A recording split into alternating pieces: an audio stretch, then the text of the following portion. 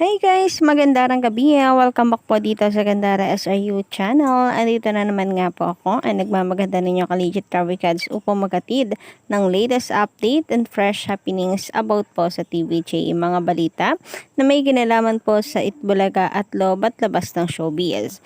Kaya naman kung hindi ka pa nakaka-subscribe dito sa aking channel, maaari lamang napindutin po ninyo ang subscribe button and the notification bell para mag-updated at una ka sa nilalabas nating balita. Anyway, ang atin pong mainit na pag-uusapan para sa gabing ito ay pumapatungkol nga po dito sa post na kumalap po ng samot-saring reaksyon patungkol sa Itbulaga na hindi daw po siya magtataka na nawala na po yung karisma ng EB or na mag-e-end na ang era ng longest running ng time show sa bansa. Siyempre, hindi po tayo agree dyan. Parang ang labo naman po na ang EB ay mag-e-end na sapagkat napakarami pong endorsement ngayon ay should I say sponsor rather ng Itbulaga. Katunayan yan parang may 3 pong nadagdag. Bukod pa po dun sa 2 nauna na Move It and Effervescent Oil. So may 3 pa mga kadarikads. After po niyan, yan ang samot-sari pong intriga and mga pangbabatikos po sa EB. Humahakot po, not just 1, not just 2, 5 kadarikads and looking forward po tayo na meron pa pong mga susunod niyan. Ibig sabihin, napakalaki po no, ng kinikita ng EB para ito po ay magsara. So, narito nga, basahin po natin ang kabuuan ng post na kung saan ay kumalat po ng samot-saring reaksyon. Pero bago po pala natin yan basahin ay ipapauna na po natin ang atin pong paalala na ito po ay isang opinyon base sa kanya daw nakita sa Itbulaga and It's Showtime. So, parang by segments, mismong program, all in all, pinagkumpara po niya and nakita niya yung difference daw nung 2 noontime shows na magkatapat ngayon.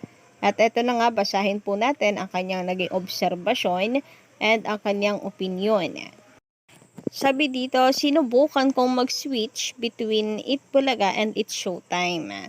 I couldn't help but notice a few things. Number 1, baduy. Ay grabe naman, number 1 pa lang ang harsh na, no? At outdated ang mga segments sa Itbulaga.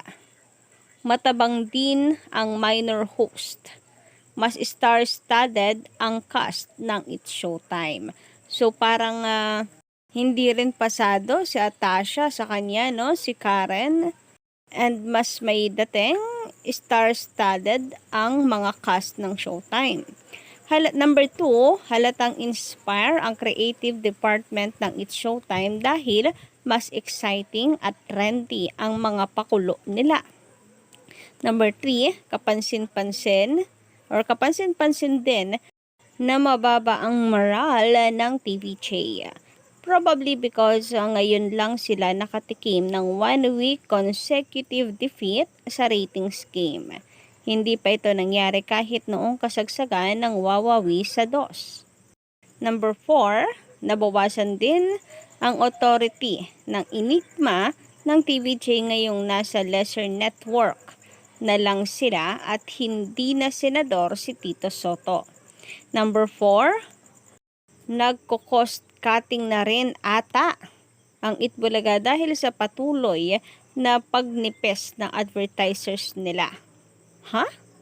Which brings me to say, kung walang gagawing drastic measures ang Itbulaga, mukhang ito na nga ang end of era para sa longest running program sa bansa. So, kung nun lang po siya sumilip, kadarikads, paano niya nasabing namipes po ang advertisers ng TVJ?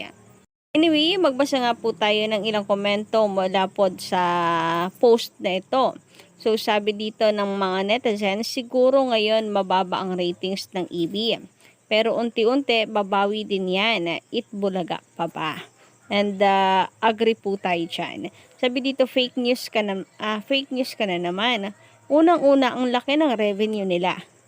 maliit yung net profit dahil marami pa silang gastusin tulad ng mga lights, camera, network and communication systems. Patuloy pa sila sa pagbili ng iba pang devices. Pangalawa, mismong CEO na ng TV5 ang nagsabi na most profitable show nila ang Eat Bulaga. Pangatlo, haka-haka mo lang na walang basihan ang sinasabi mong pagliit ng advertisers nila.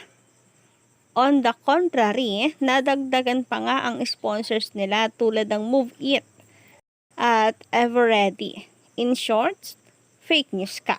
So ito po yung diferensya ng minsan lang nanood or sa mga talaga pong nakasubaybay sa show. No, mga Kadavercans? So dito na isinampal po ang katotohanan. Maybe hindi rin siya updated hinggil po dun sa sinabi ng CEO ng Signal TV na most profitable po nilang program or show ay ang Itbulaga. Then may mga bagong advertisers pa na nadagdag. So ito yung diferensya pag hindi ka talaga nakasubaybay and wala ka talagang idea sa nangyayari sa programa. Pwede naman yan magbigay siya ng opinion, di ba, na sumilip siya and sabihin na lang na hindi niya nagustuhan. For him, mas okay ang showtime. Yun na lang. Pero yung magdagdag po ng impormasyon na numipis ang advertisers, etc. Talagang hindi po siya paniniwalaan. Lalo na ng mga solid viewers nito na nakakaalam ng totoo.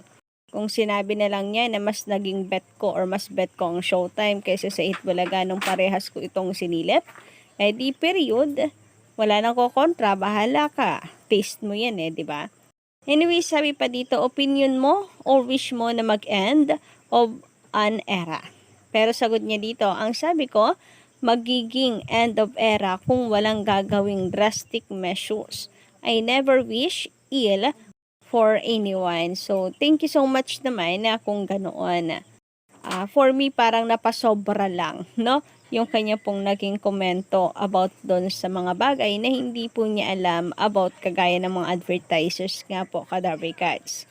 Samantala, sabi naman dito, so far, nag-enjoy pa rin ako sa Itbulaga. Lalo na yung Gimme 5 segment at yung Dear Itbulaga. Marami sila natutulungan na tao, lalo na sa sugod bahay. Natatawa pa rin ako sa TVJ. Jowa Pau po. Sabi niya dito, yes, of course, may kiliti pa rin.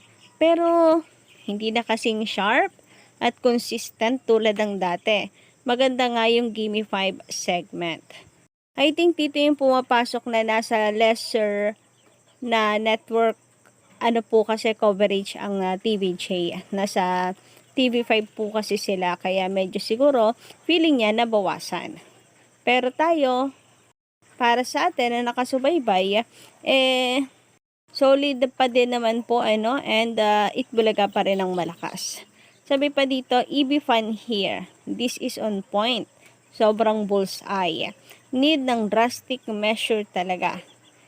If it's not too much to ask, need ulit nila matsambahan.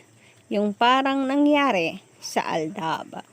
Well, darating po tayo dyan. Wala pa naman pong isang taon mula nung TVJ Productions na ang may hawak sa Itbulaga talaga.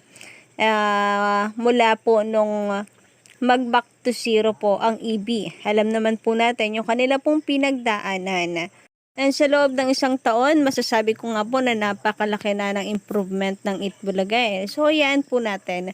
Darating po ulit ang araw po na yan, lalo na kapag lumakas na po talaga ang signal at lumakas na po ang puwersa ng TV5. Samantala, ngayon naman pag-usapan nga po natin ang larawan po na ito ng TVJ with Kuya Will and MVP. So makikita nga po natin dito na ang TVJ at si Kuya Will ay mistulang mga bagong haligi po ng Kapatid Network. Grabe, napakalaking po niyan, mga tao. Para maging haligi po ng Kapatid Network ay nangangamoy hashtag malakas po talaga ang TV5. So, Isang malaking supalpal at sampal nga po ito para sa mga kagaya po ni Ted na panay po ang batikos po sa EB. Sabi dito sa kanyang post, basta chill lang tayo dapat. Abangan daw ang susunod na istorya. Balik 7 daw. The end is near na ba? Kaya nagpaparamdam na ulit sila, hirit ni Ted. So, obviously, ang lagi lang naman po nilang pinatatamaan ay Itbulaga at TVG. So, yun na for sure ang laban nitong hirit ni Ted. Balik 7 daw. Ibig sabihin, yung umalis po sa poder ng GMA7. Dito pa lamang amoy na amoy mo na kung sino po ang kanyang tinutukoy. Samantala, ayon naman dito sa isang post, TVJ at Willie Revillame, mga bagong haligi ng Kapatid Network. Mga viewers ng GMA Network magsisipag-back out na. Marami po kasi ang nag-aabang dito po sa pagbabalik ni Kuya Wira. To be honest, ay marami pong mga excited na mapanood na po ang kanyang bagong programa. Malaman kung ano pong oras at ang bago po nitong titulo. Samantala, sabi naman ni Ariel Banril, isa po sa ating mga commenter, shout out, magandara.